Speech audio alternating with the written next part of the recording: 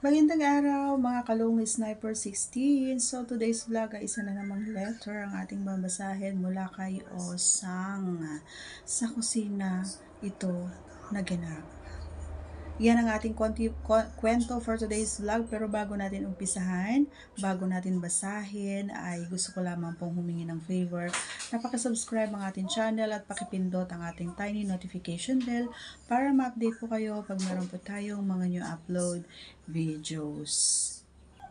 Disclaimer din mga idol, ang video ito ay para lamang po sa may bukas ang kaisipan at may malawak na pangunawa. Kaya kung ikaw ay wala po nito, kapag hindi ka po open-minded, pakiskip na lamang po at mamili po ng mga videos na nararapat po para sa inyo. So, ang kwentong ito mga idol ay mula kay Kumaring Osang. Ayan.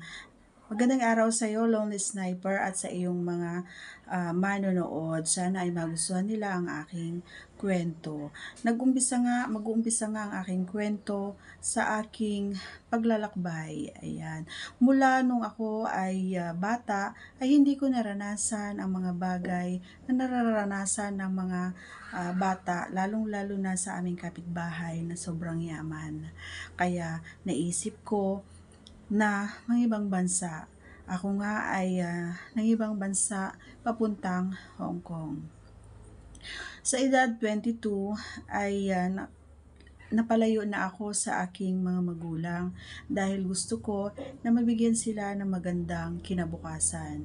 Gusto ko na maranasan nila habang ako ay bata pa at matikman nila yung mga natitikman ng mga magulang katulad ng aming kapitbahay. Lumipad nga ako patungong Hong Kong at dito naganap ang lahat at dito rin mag-uumpisa ang aking kwento. Ako si Osang, ako ay wala pang karanasan.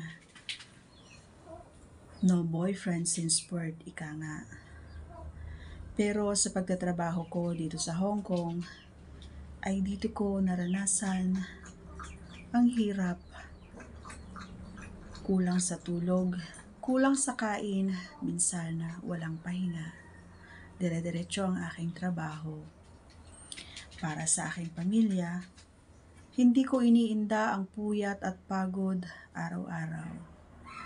Masaya ako kapag araw na ng sahod dahil na makakapagpadala na ako sa aking mga magulang para mabili na nila ang kanilang gusto para makakain ng masasarap.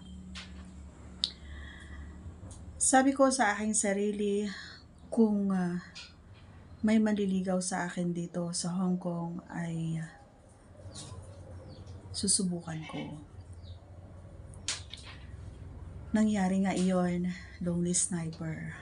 Kaso, hindi sa labas or hindi tagalabas ang aking boyfriend, kundi ang aking amo. Ang aking amo ay maputi, matangkad. Kung ikukumpara mo kay Lee Min Ho ay halos magkasing gwapo sila. Gwapo nga. Idol ko rin yun. Magkasing gwapo sila ni Lee Min Ho. Ang aking amo ay mabait, maalaga.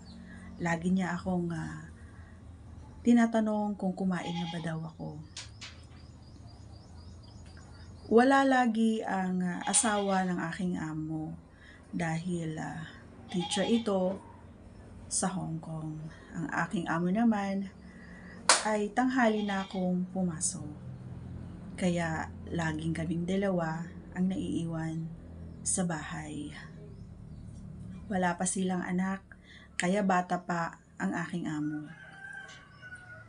Ako ay 22 at ang aking amo naman ay 35.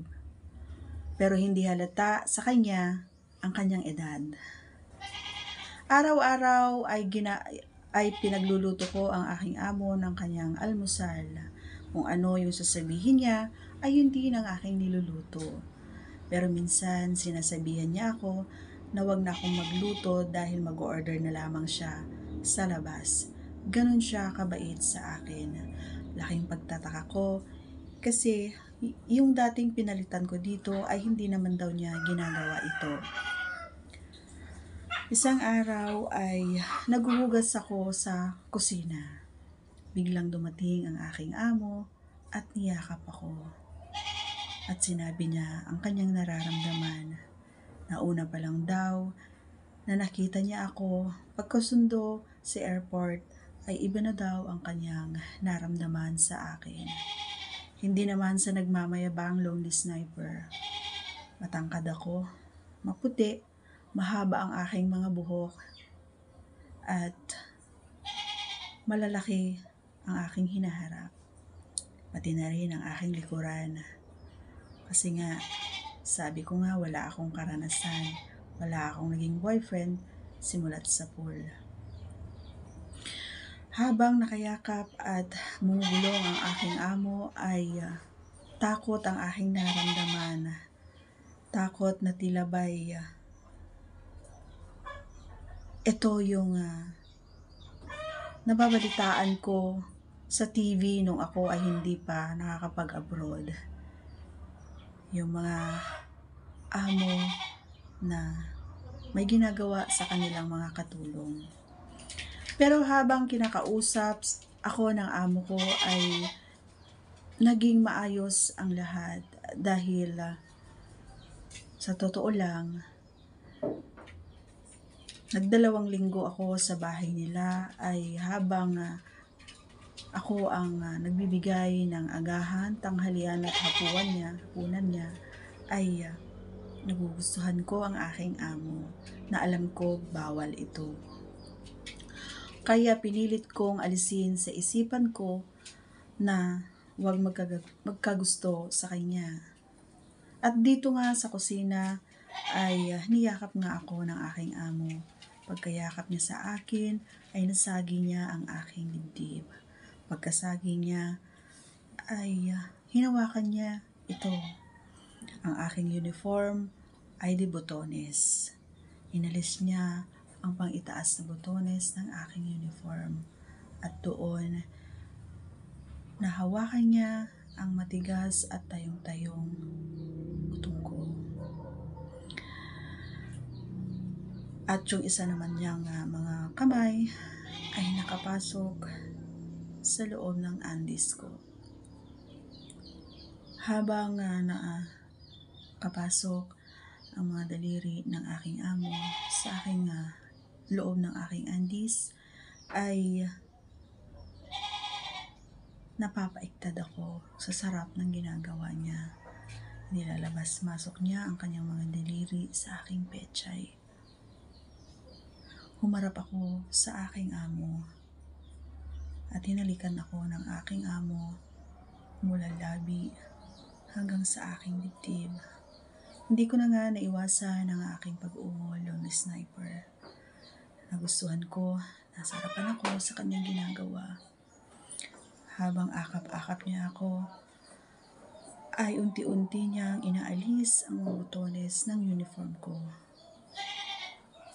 Nung naalis na ang botones, ay malaya na siyang sumibasib at hinalikan ang aking mga dibdib. Hawak-hawak pa rin ang aking pechay at tila ba'y gusto nang humiga. Gusto ko nang humiga para ipasok niya si Junjun. Habang ginagawa niya ang mga bagay na iyon, ay nakatitig siya sa akin. Habang nakatitig siya sa akin,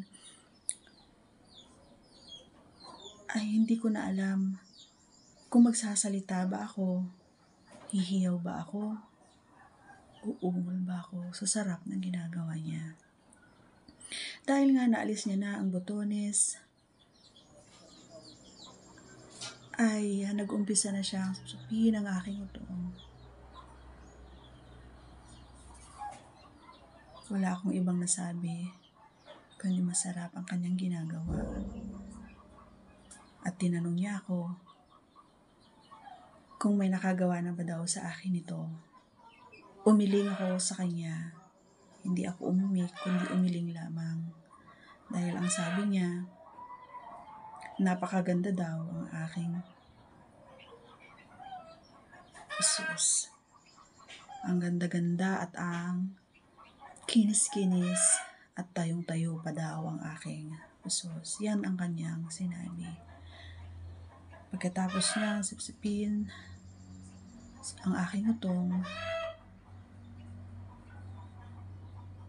ay pinalakad niya ang kanyang mga dila pababa hanggang maabot niya ang aking pechay na tila ba'y gusto nang humiyaw, sumabog, gusto nang pumutok dahil sa paglalaro niya kani-kanina pa lamang magitan ng kanyang mga daliri.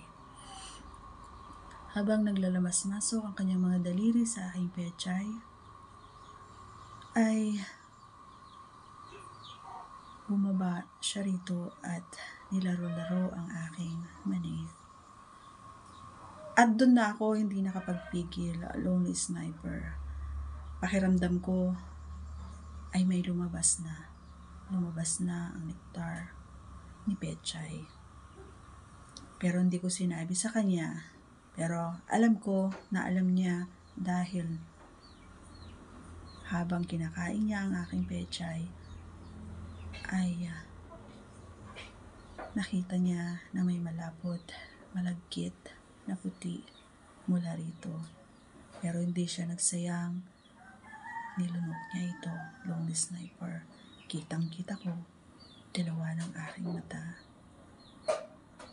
Maya-maya pa lamang ay pinatalikod ako ng aking amo at ibinaba ang aking pants. Pagkababa, hindi kita dahil mahaba ang aking uniform. Pagkababa niya ay